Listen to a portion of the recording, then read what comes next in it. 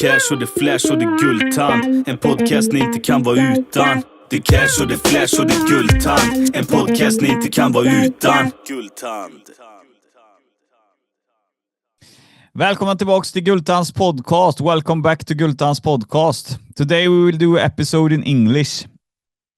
So you who got here and will listen on English, you can stay tuned because the whole interview will be in English. I will talk a little bit Swedish here before with my Swedish followers. Thank you. Välkomna tillbaka till Guldtands Podcast. Idag så ska vi köra ett nytt avsnitt och som ni ser så är vi back on fucking YouTube med våran dunderknall-knas-utrustning.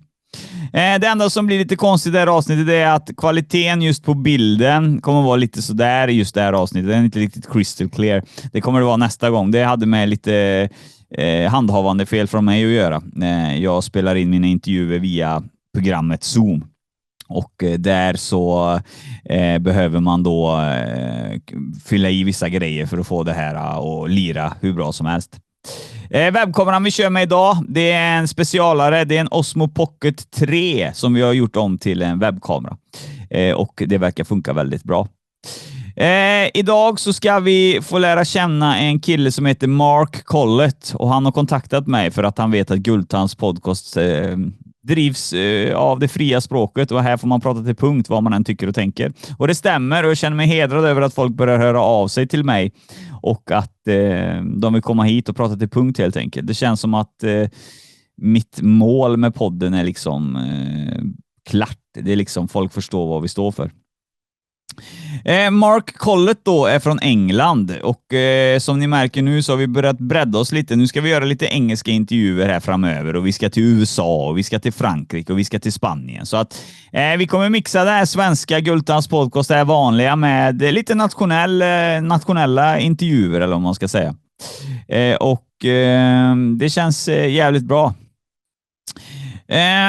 Mark då som sagt, han kom ju till Sverige här för ett tag sedan. Det var massa rubriker då.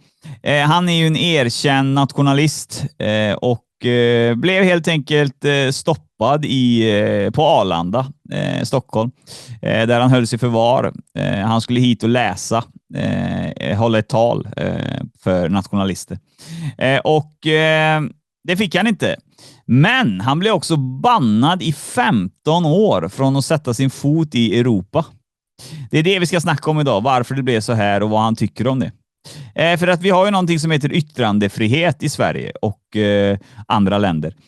Och där så ska vi alltså få säga och tycka vad vi vill. Och jag tycker att det är bra med yttrandefrihet även om vi pratar nationalister eller om vi pratar någon annan religion och så. Man får tycka och tänka vad man vill. Det viktigaste är att vi respekterar att alla får som sagt tycka och tänka vad man vill. Det är inte olagligt. Så att han har blivit bannad i 15 år för att han är nationalist och så här. Det är lite konstigt. Media här i Sverige målade ju upp han som Europas farligaste nynazist och naziman då kom till Sverige. Så att de har målat upp det rejält och han har inte fått kommentera så mycket så det ska han få göra nu i Guldtands Podcast. Jag har inte så mycket mer att säga utan jag vill passa på att varna känsliga lyssnare. Vi ska snacka lite nationalism. Vi håller inte alltid med våra gästers åsikter utan vi intervjuar åsiktsfritt för att se vad gästen tycker. Och det är viktigt att vi håller oss på en neutral nivå i vissa ämnen. Sen är det vissa ämnen som jag brinner för själv och fucking hatar. Så då är det lätt för mig att bli partisk. Men så är det. Men som sagt, vi håller inte med om allting våra gäster gör utan vi intervjuar åsiktsfritt och det gäller samma med den här intervjun. På onsdag 06.00 då släpper vi Svenskarnas podcast och den vet ni var den finns. Den finns där poddar finns, inklusive Spotify. Men jag har inte så mycket mer ord om utan nu släpper vi in han i studion. Welcome into the studio, Mark Collett. Hello, how are you doing? It's good to be here. Yeah. Really nice. Really nice to have you here. And congratulations. It's the first time Guldtands Podcast do the video interview in this way. People have helped me with the money to get this fixed up and so we can do this interview with you.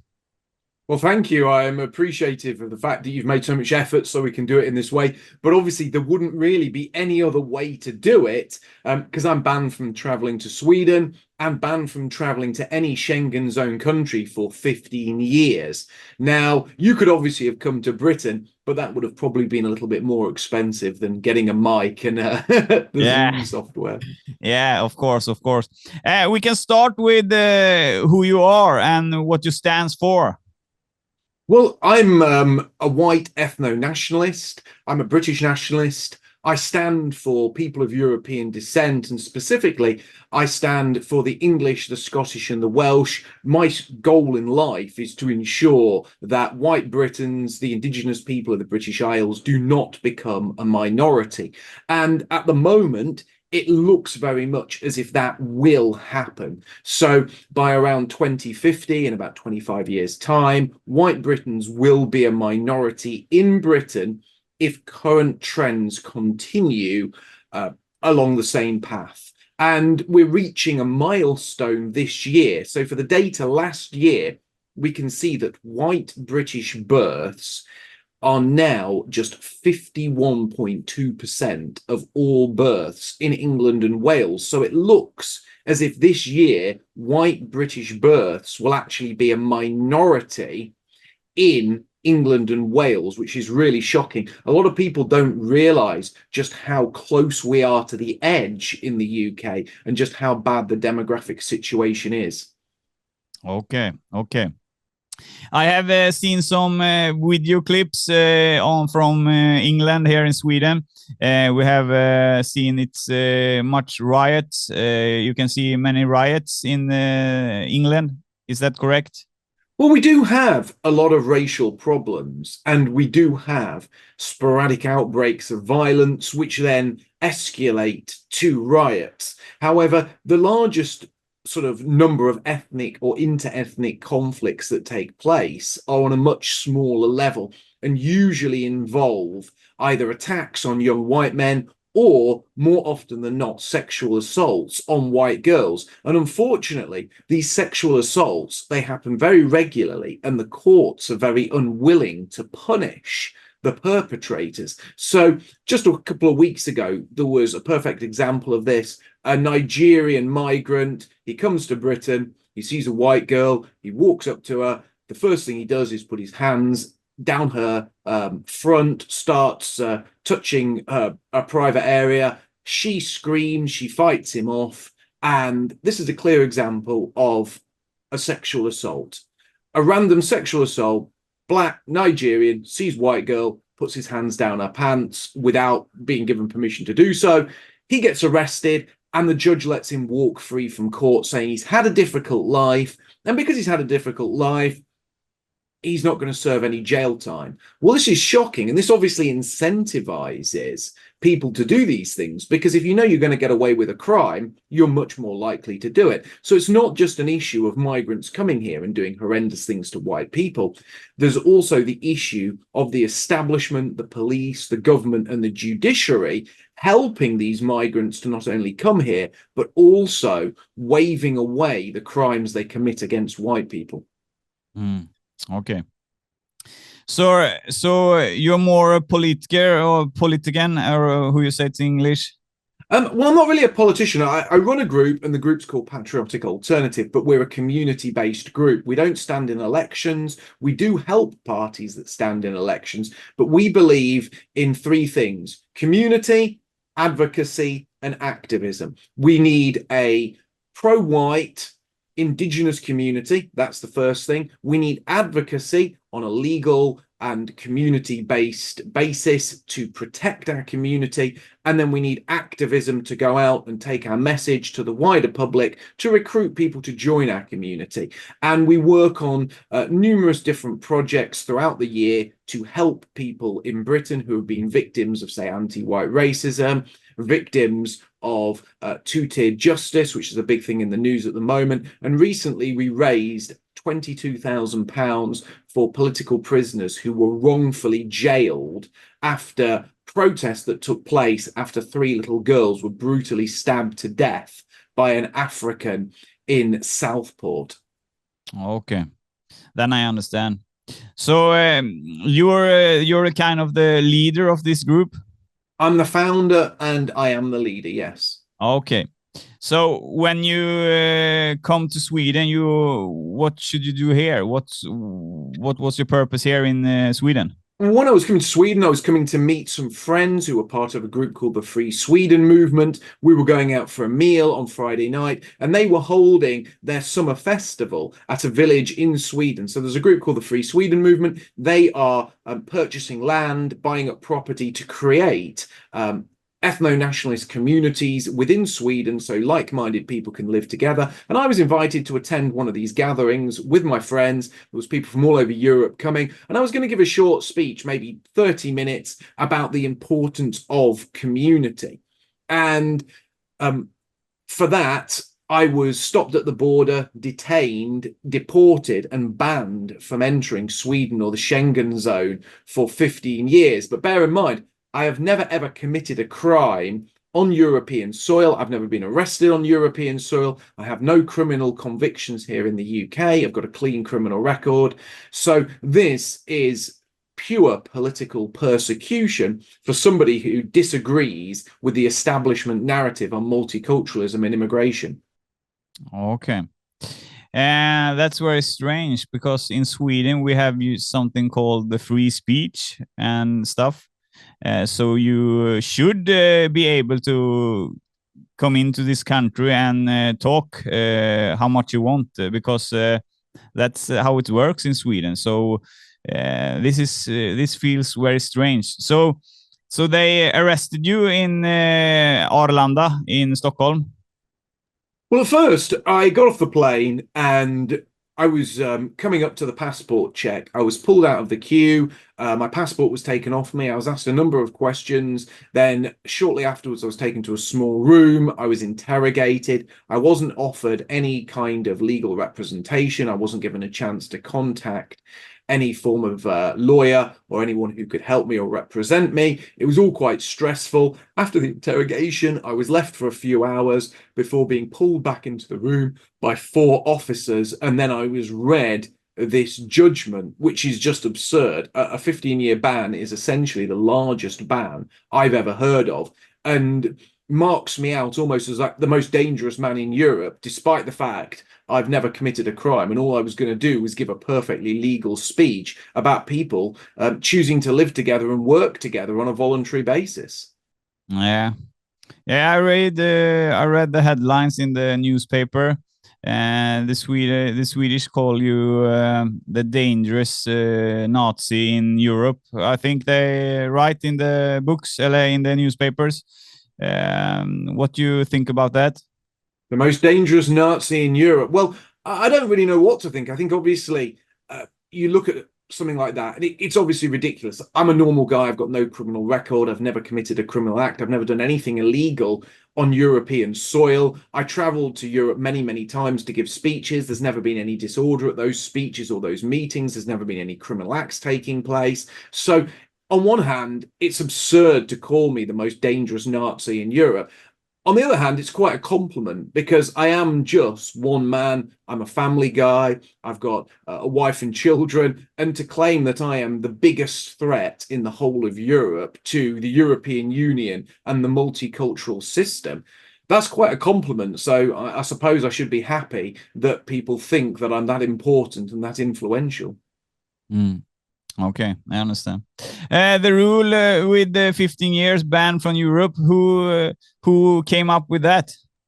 We don't actually know. So when they give you the ban, they don't tell you who passed the judgment. They just read it to you.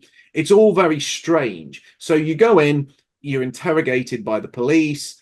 You then have a judgment read to you shortly afterwards, but there is no proper hearing, there's no proper trial, there's no due process, there's no jury, and you don't know who are the people that are passing judgment on you. So it's a very, very unfair system.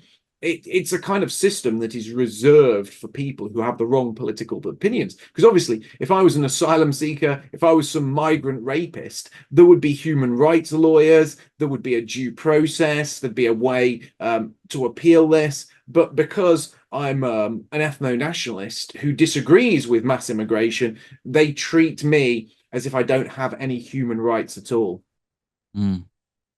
That's kind of strange. I don't like that at all. Every human here in Sweden have free speech, and you should be allowed to think what you want here in Sweden. So I disagree. It's illegal. This thing they have done to. I think that. Well, it may well be illegal. At the moment, we have a lawyer who is challenging this. We've raised some money for the challenge, and we're going through a process of attempting to reverse this and to find out who was behind it and on exactly what grounds they've chose to ban me. Because I can't see there being any legal precedent to do this. And as I've traveled to numerous European countries, including Sweden on 2 occasions, and never committed any offences and never been involved in any events which have led to disorder, you would think they would say, well, look, you've done this before. You've never caused any problems. You're in good standing. Your passport's in good standing. You've got a place where you're staying. You've got contacts here. You've got a flight home. I met all the requirements one would need in order to travel to a country for a short break. Yeah. When you tell me this, it seems to be someone in Sweden who has fixed this, because you've been travel to other countries and not same problem there. So maybe someone in Sweden have stopped this when England probably tells Sweden that you are about to travel to our country, and someone in Sweden has put the stop sign out, I think. Well, maybe. I mean, the problem is there are a lot of people who are in positions of power in Sweden who hate the Swedish people, who want mass immigration, who want multiculturalism, who would be happy to see white Britons and ethnic Swedes become a minority in their own country, and they'll do anything they can to stop somebody like me from coming and speaking the truth. And I recently traveled to Finland. I traveled to Finland without any problems. I entered Finland, I gave a speech, the meeting was completely peaceful. People can see the speech on my Telegram page. It's been widely publicized. I spoke alongside other nationalists such as Jared Taylor. It was a very, very good event. It was run by a group that hold events called the Awakening Conferences. And I've been there several times. And as I said, I've been to Sweden before. I've been to Denmark. I've given speeches in those countries. I've been to Germany, France, attended political events in both Germany and France.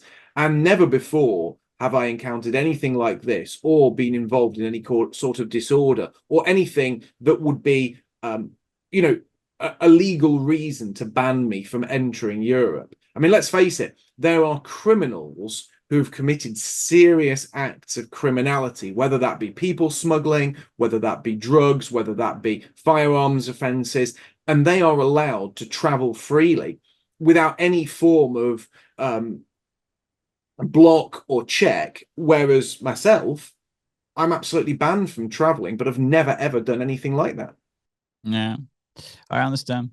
We also have heavy gang members here in Sweden. They travel to Paradise Islands every day here in Sweden. So it's a strange decision, but I don't know who, and you don't know who fixed this, but it will be interesting when it came to a conclusion who did this. I wonder when you start to be a nationalist, how everything starts, because today you're one of Europe's biggest nationalists I heard about and people talk about. So how your journey starts? Well, my journey started when I was at university. I went to university and I could see that free speech was under attack, and the only people being denied freedom of speech at the university, there was free speech for everyone. There was free speech for, Afro-Caribbeans, free speech for Jews, free speech for Muslims. There was even special societies at university for every ethnic group. So there was like the Afro-Caribbean Society, there was the Jewish Society. And you look at these people and they are being encouraged to celebrate their own ethnicity, their own culture, their own traditions. But there was nothing for the English. There was nothing for Indigenous Brits. And anyone that said there should be something for Indigenous Brits, anyone that said there should be something for the English, they were banned. They were denied freedom of speech. And at the time, left-wing groups were trying to get people expelled from the university simply for being members of a political party, the British National Party. And I joined a group called the Free Speech Society. I attempted to protect those people who were having their rights challenged by the far left.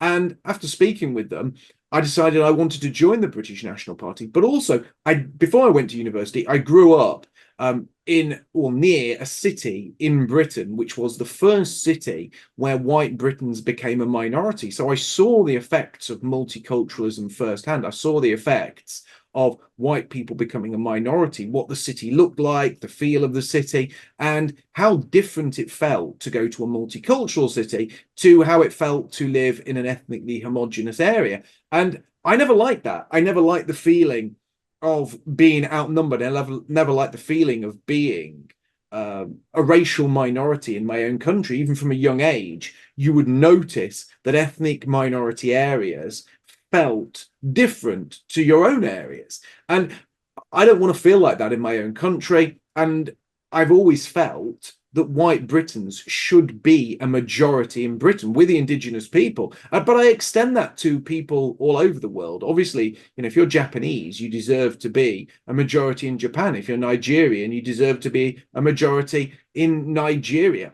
You don't deserve to be reduced to a minority and have laws made that discriminate against you. But that's exactly what's happening in Britain. Every time large numbers of migrants move here, we end up slowly becoming a minority. Our culture slowly disappears.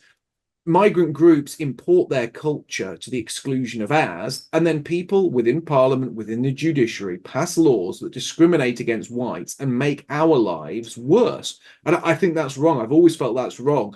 And my opinions on this have only hardened as I've got older, because the problem has now spread. It's not just Leicester, where white Britons are a minority. It's our capital. It's our second largest city. There are numerous cities now where white Britons are a minority. And that number of cities is only going to grow over time. And fundamentally, I think not only do I feel that's wrong, but I think most white Britons, if they were asked in the privacy of their own home, do you want to be a minority? Let's say absolutely not. That's not what we want. We want to remain a majority. We want to fly our own flag. We want to revel in our own culture. We want to follow our own traditions. And we don't want to be called racist for saying that we love our own people.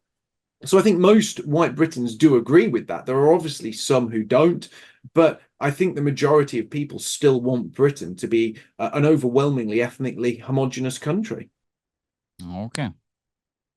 So that's what you're working on whole your life to be to England to be a better country.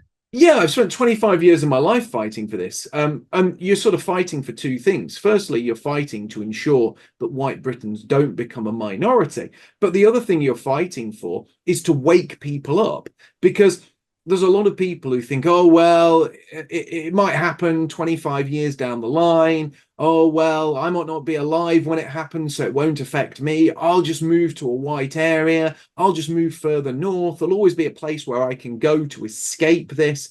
But you're trying to wake people up and saying, look, this is definitely happening. It will happen in your lifetime. And eventually there'll be nowhere to run, because the government are now aggressively moving migrants, asylum seekers to areas that are white to ensure that there aren't any white areas left in Britain. They're spreading them out everywhere. And these changes take place very quickly. Now, London, 36% white British. Leicester, 33% white British. Birmingham, 42% white British. I'm sure if 50 years ago you had said to people Leicester, Birmingham and London would all be places where the indigenous people are a minority, many people would have laughed at you. But these changes happen quicker than you think. And all it leads to is white flight. All it leads to is white people then becoming a victim. Because one of the big problems is with multiculturalism is not only do these people come here and replace us, when they do replace us, they get preferential treatment. They're treated as first-class citizens. We, however, are treated as a hated minority. So everything that goes wrong in a multicultural society is blamed on white people. And every benefit handed out in a multicultural society is handed to minorities, which means that we're not just becoming a minority, we are then the victims of an anti-white regime that is happy to pass anti-white policies and turn a blind eye to anti-white crimes. Okay. You seem very, very confident in that you say. You have numbers and everything. Yeah. I mean, the numbers speak for themselves. You know, we are seeing a massive, massive change. So in 99, 2000, white Britons made up around 90% of the population. Now, 2024, 2025, white Britons make up around 70% of the population, which means that each year, on average, the white British population as a percentage of the overall population has declined by 0.8%. That's per year. But that hasn't been uniform. It's been accelerating rapidly. White British birth rates are at an all-time low. As I said earlier, white British births in England and Wales only make up 51.2% of all live births. Births to couples where at least one parent was born outside of the UK now total 39.5%, and our major cities like London and Birmingham are becoming a minority rapidly, or like London and Birmingham are already a place where white Britons are a minority. The facts speak for themselves. And sort of 10 years ago, people would say, well, this is all a conspiracy theory. This is all a conspiracy. It's not true. But you can see it happening. And every year, when the government updates the statistics for births, for children in schools, you can download these statistics from the government website. You can see what the proportion of white British students in schools are, the proportion of white British live births, and every year they fall. It's very, very worrying. So for 2023, white British births made up 55.6% of live births in England and Wales. 2024, it drops to 51.2%. That's a 4.4% drop. It's catastrophic. You can see that this is affecting our people in numerous ways. It's not just about those coming in. It's about the birth rates. It's about the mental effect it has on white people. It's about the fact that our people are so unhappy that we're not having children. All of this is creating or bringing about a situation where white Britons are in this death spiral. And that's something that I'm fighting against. But the facts do speak for themselves. Okay. So that what's your group working with to stop this numbers, if I can say so? Well, obviously, it's very difficult for a small group to turn around a problem of this magnitude because we don't have power. Power is held by people in the center of politics who endorse this kind of thing. Lots of white British people vote against this, but they're repeatedly betrayed. I'll give you a perfect example. So the last Conservative government, which was originally headed up by Boris Johnson, won a massive majority in Parliament. And they won a massive majority on the pledge that they were going to reduce immigration. In fact, the last three Conservative prime ministers that won the general elections on the promises of reducing mass immigration. David Cameron, he was the first. All the way back in 2010, he said, we're going to get mass immigration down to the tens of thousands. He increased mass immigration. Then Theresa May came to power. She won a general election on the promise that she was going to get mass immigration down to the tens of thousands. She increased mass immigration. Then Boris Johnson wins a general election, and he wins a general election on the basis that he's going to bring in a tough, points-based Australian-style immigration system that's going to slow people coming to Britain, that's going to ensure people who can't speak the language can't get a job here, that people who are unskilled can't just walk in the door and get a job or a visa. And he increased immigration to such a large level that the number of immigrants he brought in even has its own name. It's called the Boris wave. Net migration under Boris Johnson rose to a high of 906,000 people claiming permanent residency here in a single year, all legally, all under a government that said it was going to reduce mass immigration. So people are voting to stop immigration. Again and again, they vote to stop immigration. But then the government says, well, it doesn't matter that you voted for that. It doesn't matter what we promised you. We're going to give you more of the things you don't like. And this happens again and again. The current Labour government keeps saying, well, we're going to deport immigrants. We're going to deal with the small boat issue. We're going to tighten up the borders. There's a record number of asylum claims this year. Asylum claims have gone through the roof. Illegal migration across the English Channel has grown to a record level under the current Labour Party. But Labour Party will be telling you, oh, we want to deport them. We're going to put in strong checks to make sure they can't, play the asylum system. But then on the other hand, asylum applications are up, small boat crossings are up, mass immigration's up. It's the same again and again. The people are lied to, and unfortunately, the people keep falling for these lies. They keep voting for parties that won't do anything about the problem, but say they're going to do something about the problem. So it's very difficult for someone like me, who has a very small platform, is the most banned man in Europe, the most debanked man in Europe. I'm not even allowed a bank account. I'm banned from Facebook. I'm banned from Instagram. I'm banned from Twitter. And nothing I'm saying here today is untrue or illegal. Nothing I've said to you today is outrageous. It can all be checked. It can all be backed up with government statistics. And all I'm saying is we need to reduce these numbers. We need to start deporting people. We need to ensure white Brits remain a majority. And for that, I am the most banned, debanked and deplatformed man in the whole of Europe. No one else has faced the kind of oppression I have. And quite frankly, it's scandalous because all I'm trying to do is save my people from extinction. So that you say also is the white people in England, they think this is a problem, but they don't take part of it. How do you mean? Well, white British people are starting to wake up to this. They're starting to understand how bad the problem is.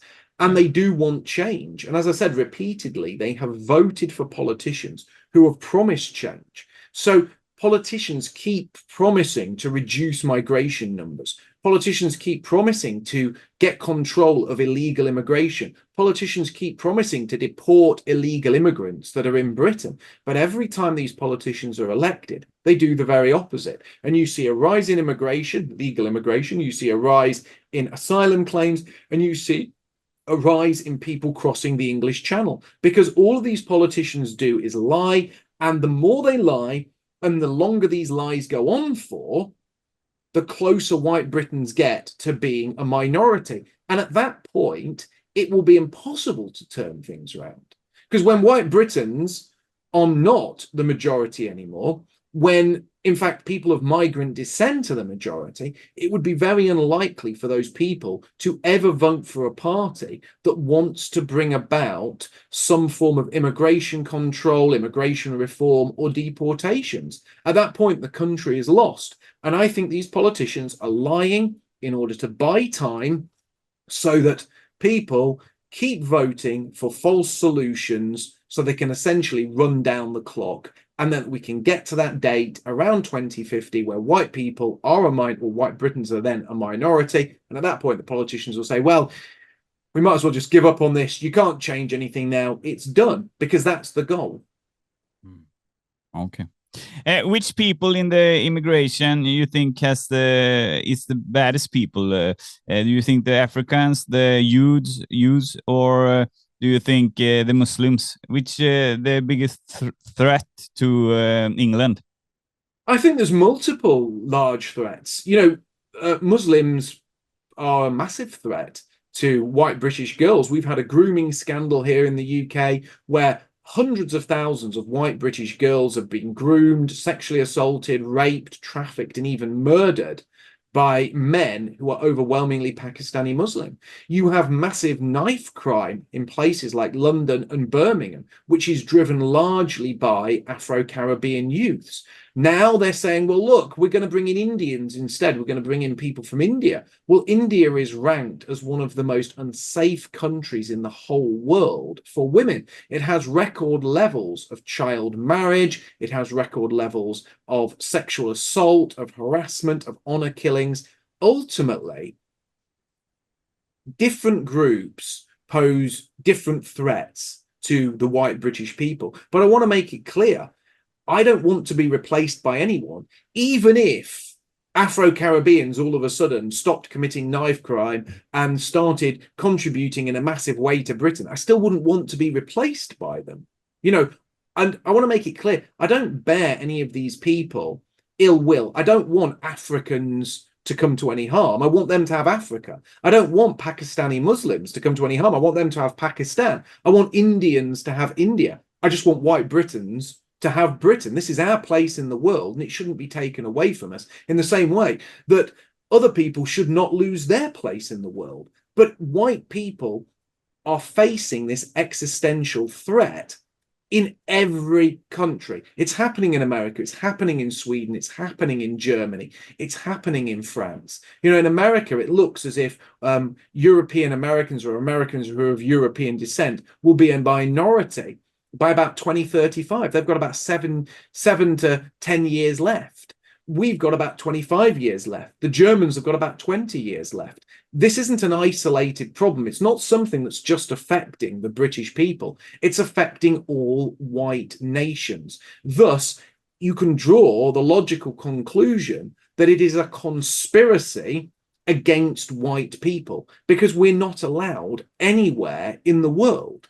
This isn't just a British thing. It's also happening to Swedes. Swedes are not going to be allowed Sweden. Danes are not going to be allowed Denmark. The only people who are denied a homeland are people of European descent. And that is being done across the board, even in places like Australia. Australia is witnessing record levels of immigration, about 500,000 people a year, which is catastrophic for a country which only has a population of 27 million. Wherever you go, people have captured the governments of white countries and are then trying to do away with the people in those countries. Okay. Do you think your group can handle this in the England in 10 years? Do you think you will be that big that you can handle this problem and you get the majority to fix this? I think that we're not a registered political party. What we try to do is build a community and advocate and educate. There are groups, however, that are political parties. The most notable is Nigel Farage's Reform Party. At the time that we're making this podcast, he is predicted to win the next general election, and he is fighting on the issue of immigration and the need for mass deportations. Now, when it comes down to it, if he gets elected and if he brings about those changes, we could see things be turned round even at this late date. However, my concern is that Nigel Farage could get elected and could end up cutting immigration by, a decent factor, and he could end up deporting some illegal migrants. However, I'm not sure whether that would be enough considering the birth rates and considering the amount of people coming in now. I think it would be very hard for anyone except for somebody who is truly radical, to change the British system. And that's what we need. We need truly radical change. But the political system is stacked in Britain in such a way that you either vote for one of the centrist parties, or at best, you vote for one of these softer, more populist parties like Reform, and more or less everyone else is locked out of the political system. And that can be quite frustrating. But I still think Nigel Farage getting to power would be a step in the right direction and would hopefully open the door for more radical policy making that could lead to the kind of deportations necessary to ensure white Britons remained a majority. Okay. You talk about your group earlier here, and you talk about activism and stuff. Can your group use force if you must then? We don't use force. We're a legal group. We advocate peacefully, and although we're not involved in party politics, we are involved in democratic activity. We arrange protests, we go out, we give speeches, we do banner drops, we deliver leaflets, and we get involved in community activity. We help the homeless. We have done soup kitchens before. We have raised money for political prisoners. We involve ourselves in lots of types of advocacy and activism, but everything we do is legal, non-violent, and we do not advocate the use of force. Obviously, if somebody has to defend themselves, everyone has the right to self-defense, but we don't advocate any form of illegal activity or violence, and we distance ourselves from any groups that do, because fundamentally, we believe that the use of that kind of violence is both wrong, and it allows the government to demonize our cause even more so than it does already. Yeah. Okay, then I understand. Sweden, after this happened to you, banned from Sweden. What do you think about Sweden as a country, and how you think our country works? Well, I've been to Sweden, and everyone I've met there has been lovely. So I enjoyed my time in Sweden when I've been there in the past. I think it's a lovely country. I love the fact it's a lot less populated than the UK. I don't know if you've ever been to London. London is like this giant sort of living, breathing monster. It's a real hellhole. It's massively overpopulated. I've been to Stockholm in the past, and I couldn't believe how sparsely populated it was. I couldn't believe how easy it was to walk around Stockholm. So I've walked through London at night. I'm not sort of I'm no pushover. I'm somebody who can defend himself, but I feel menaced. I feel uncomfortable being in London, especially at night. But I walked through the streets of Stockholm at night, and it was a completely different atmosphere. And I think in Sweden, you guys have got a wonderful country. At the moment, it is low population density. You want to keep it that way. You don't want to end up like Britain with 70 million people, where you're all packed in and everything's very uncomfortable and you're living on top of each other.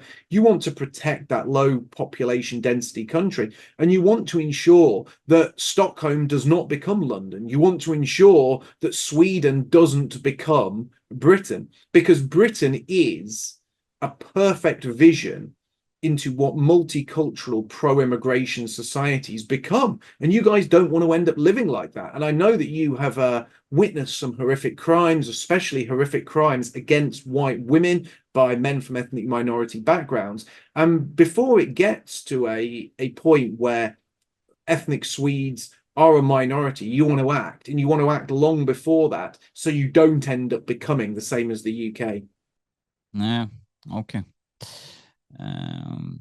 I have one question. I don't understand everything with nationalism and stuff, and I read papers, but I know everything there is a lie. Nationalism, they call you a Nazi. Is that the same thing, or is the difference, or it's the same Nazi and nationalism, or how you can you tell me? Well, I always describe myself as a nationalist or an ethno-nationalist. And an ethno-nationalist is someone who loves his people, somebody who wants the best for his people, and someone who wants his people to remain a majority in their own ethnic homeland. However, an ethno-nationalist does not wish ill on any other people. Ethno-nationalists want a world where everyone has their own place, where everyone has a place they can call home, and where each different ethnic group can take their own destiny into their own hands and choose their own path. And that's why everyone needs their own place, but everyone having their own place doesn't mean that they all have to have the same place. We don't all have to live on the same street or in the same town. And if Muslims want to live under a system of Sharia law, there are plenty of places in the world where they can do that. If blacks want to live in a different way to white Britons, they can go to Jamaica. They can go to numerous African countries. It's simple, really. Now, the term Nazi is a term that is used as a slur. It's used to scare people. It's used to put people off. Oh, you're a Nazi. It's nothing more than a silencing tactic, like the word racism. If somebody calls you a racist, if somebody calls you homophobic, if somebody calls you a Nazi, it's a way to get you to shut up. Because they want to silence you. And if you see a lot of people who hold views similar to mine, they go on TV shows, they go on interviews, and they spend half the interview blabbering about how they're not a racist or they're not a Nazi. That's ridiculous. Like, if you want to call me a Nazi, if you want to call me a racist, call me whatever you want. But there's one thing you can't call me, and that's a liar, because I'm speaking the truth. So it's irrelevant what you call me, because I'm here, I'm not going anywhere, I'm telling the truth, and I'm going to keep telling the truth. That's really the long and short of it. Yeah, then I understand better. I think I have got many things, and the big thing was about Arlanda and Stockholm. That's when we saw you and your name here in Sweden. We saw it on the newspaper and everything. And they call you Nazi. I tell you that earlier. That's why I'm asking. But now I think I should ask you some questions that people have mailed me from England, Spain, and Sweden, and many countries have contacted me about questions. Do you feel okay with that? I'm more than happy with that. Ask away. I mean, we've got however long you want, my friend.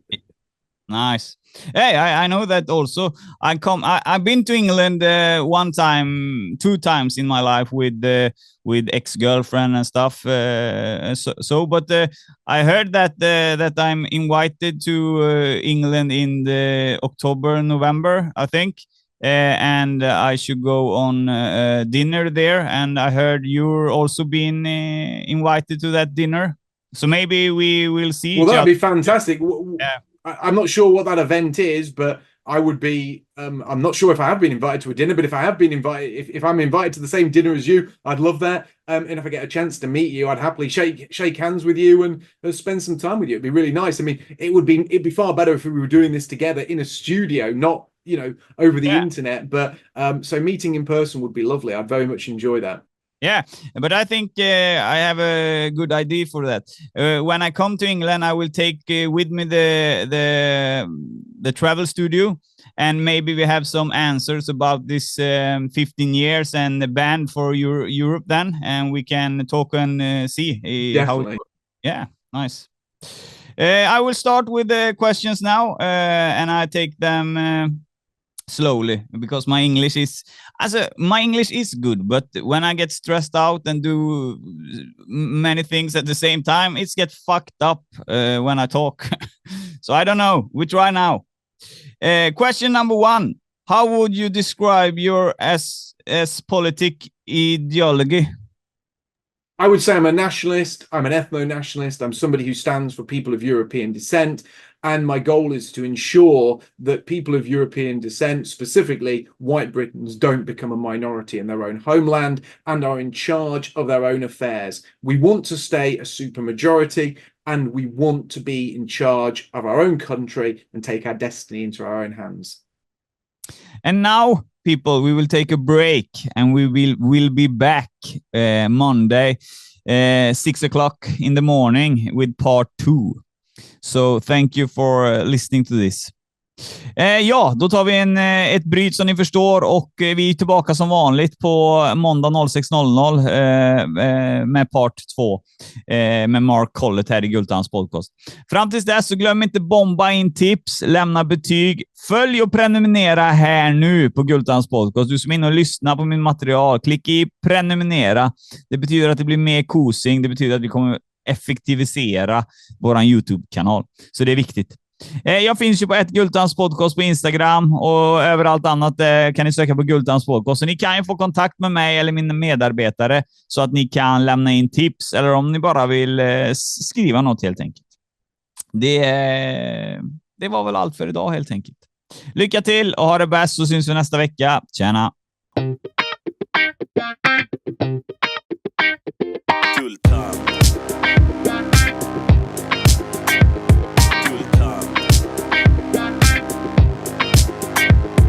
Det cash och det flash och det guldtand. En podcast ni inte kan vara utan. Det cash och det flash och det guldtand. En podcast ni inte kan vara utan. Guldtand.